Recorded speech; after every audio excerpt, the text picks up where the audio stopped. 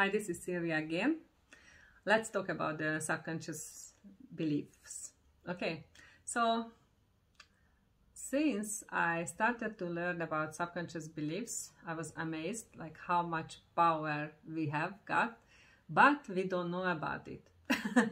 So in order to get realized what is going on within us, we need to make some steps. First of all, we work with intention. Secondly, we need willingness to do it. And third one is honesty. So when you feel you want to change your world and you feel like something is here and blocking you, but you don't exactly know what is that, so you just simply go and connect to the higher power. You can call it source, infinite potential, or creator of all that is.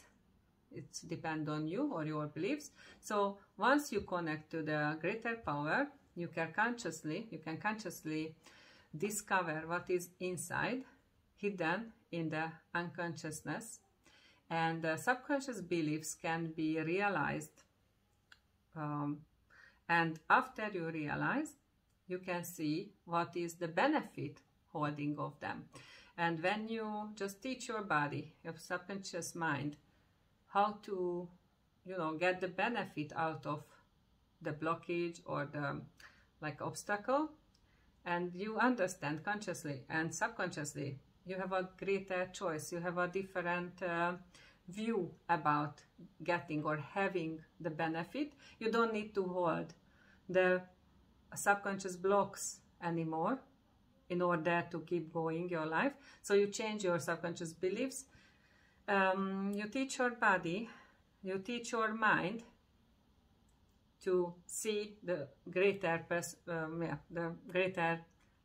perception, and as you make these changes, you can shift your world.